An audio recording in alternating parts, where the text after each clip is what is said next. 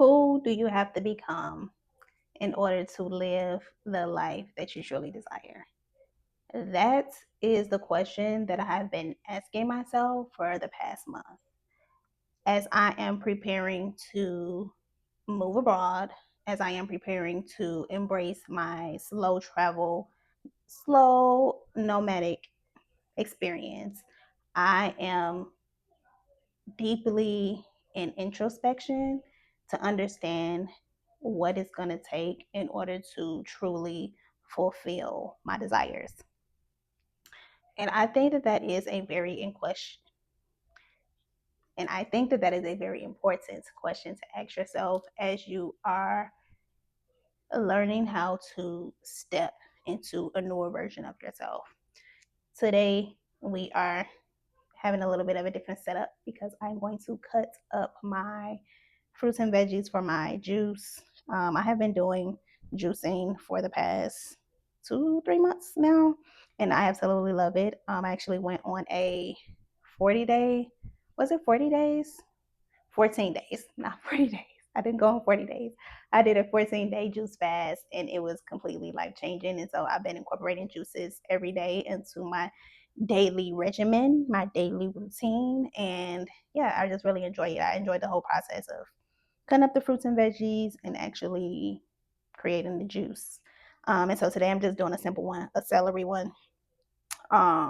This is a green juice. It has celery, cucumber, ginger, lemon, and green apple, and it is one of my favorite ones. That's why I'm doing that one today. I do that one every single week, but this is like the one that's been a staple so far. And so yeah, I just wanted to talk to you all today about some of the things that I have been processing as I prepare for this next journey. I am officially 9 days away. 9 days away, and I am just a little nervous. I'm a little nervous. I'm gonna be honest. At first, I was not. I'm like, I did this before, and this is like different. It's different because, while yes, I had the intention of doing it before, and I have done it successfully for 4 months. I would say that that would not make me an expert because there are people who are actually doing it and have been expats or immigrants for a number of years, and so I think that for me, I really am just in deep introspection about who I need to become in order to live the life that I want to live. For me, I want to travel a bit. Like I don't want to just decide on one country and let that be the end of the game. Like I really want to embrace the nomadic part of it.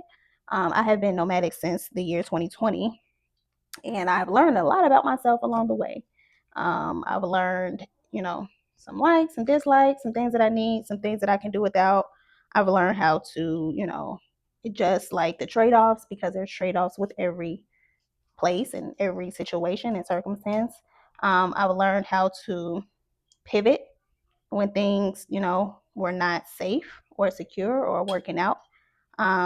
And yeah, even when I decided in 2023 to move abroad with me and my daughter, that was an amazing learning experience, right? I learned a lot about myself during that time, and I was able to decide, hey, I need to go back to the States and figure this out before I make this move, especially with me having a daughter. Now, if I went by myself or if it was just me, who knows? I may have been able to figure it out while, I was abroad. But because I have a little person, it takes a little bit more strategy, a little bit more sacrifice, a little bit more intention before, you can just decide that you're going to slow travel while being out of the country. And so I've taken the time over these past 3 years and I've truly just have gotten to know myself. I've gotten to understand, who I am, and I've gotten to understand who I am as a mother. I've gotten to understand who I am as a woman. Because when I went at the time, my daughter, she was 18 months. And so you're talking about I'm a brand new mama. I mean, I feel like motherhood will always be a new thing to me, honestly. Like you can never stop learning what it means to be a mother, but I do feel that um I do feel that, over these past 3 years, it has been very important to me to learn like what that means, like separating the motherhood from the woman. And so that's the reason why I don't, ever plan to be like, no, I just don't want to do this. I think that is very important as women and as mothers, particularly, that we learn to separate the identities. Like, yes, I'm a mom, but I've been a woman before I was a mom. Like, I had a whole life before I was a mom. I had dreams and goals before I became a mother. And so I think that, that has been like one of the biggest things that I have self reflected on, and why I decided that, I need to just do this no matter what, because it is a dream. And with it being a dream, I want, my child to know and understand that she can pursue her dreams. And the only way she's going to know that is if she's witnessing somebody do it. And so, and that has been, an amazing reflective point for me. I've had to learn how to release the unspoken projections that I feel like people have, because nobody really has said, like, to my face, like, girl, what are you doing? But I be thinking that's what they thinking, and that is probably not even what they're thinking. And I've had to learn how to release my own internal judgments of how I am living my life.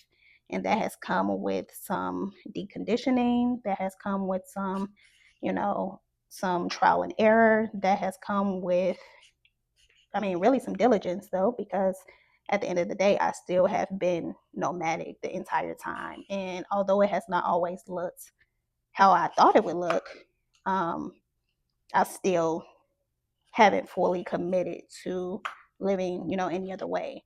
And so I think that, the definition of what it means to be nomadic and how it looks is different for everybody. I can say, some people, a lot of people that I look at online, they have, their nomadic life, and most people are abroad. I have looked at a few channels where they are, local in the States and still doing it. But most of the time, when you look at digital nomad content, you are looking at people who are living abroad. And the reason why, of course, is, of course, like cost of living here is ridiculous.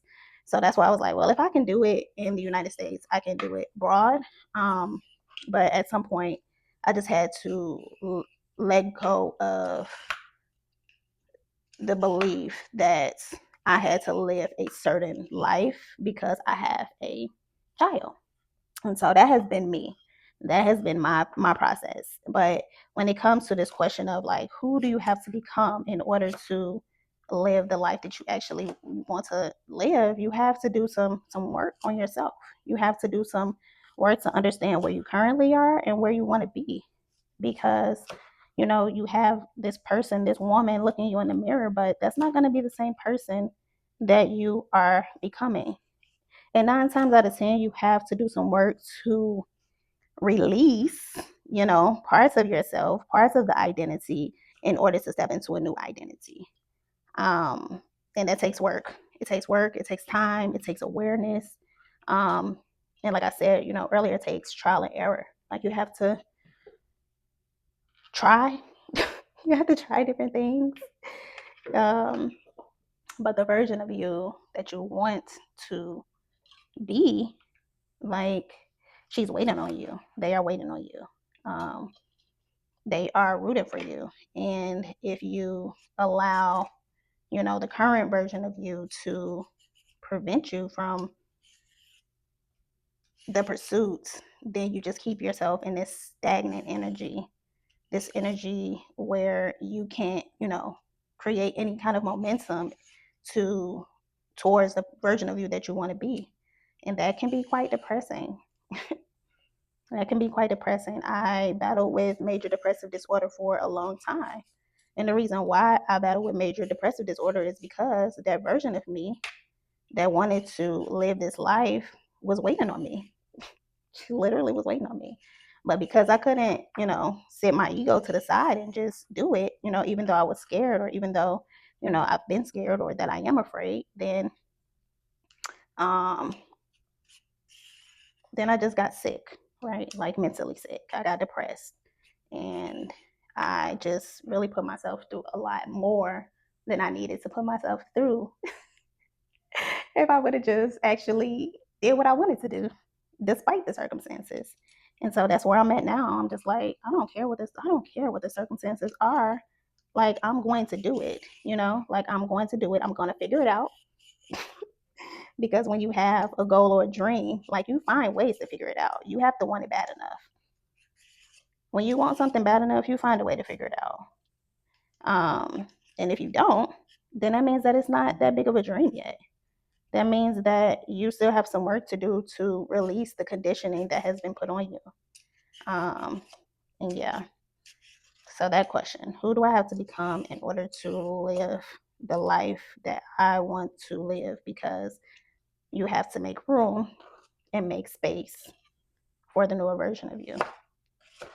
I'm not going to sit up here and say that it has been pretty, but I will say that once I stopped living my life for other people, once I stopped living my life in the ways that I thought other people expected me to live, that is when things began to clear out. And that's when things began to be easier. Um, because at the end of the day, this is your life. It's your life. You can't live your life for nobody else. You have to live your life for you. Like, we do this a lot, especially as Black women. It's conditioning. It's conditioning. We are conditioned to take care of everybody else except for ourselves. And for me, I'm like literally, I'm ending that generational curse because no, like, call it selfish, call it whatever you want to call it. I don't really care, but it's my life, you know? And if it came down to me living, actually living, like surviving, and me living my life for somebody else, I'm going to choose myself every single time. And this is coming from somebody who has faced suicidal ideation. This is coming from somebody who has faced the darkness and have like overcome it. And I decided I had to choose myself. And so yeah, I just say this out, for anybody out there who is trying to figure out like what is the next step, for the journey. And then I think that is choosing yourself and learning yourself, understanding, you know, what it looks like to go through hard times and be able to overcome them. Because one thing about it is that this is life. There are always going to be trade offs, there are always going to be sacrifices. With me moving abroad, I'm thinking about, looking at different places. I'm like, oh my goodness, there's no oven. Oh my goodness, there's no bathtub, which is very common. There are no bathtubs or ovens in a lot of countries. And just looking at those, trade offs, those are very small trade offs to some people, but I have a daughter, right? She likes to take baths. And those are just different things that I have to look at and kind of reflect on. But those are still very surface level things.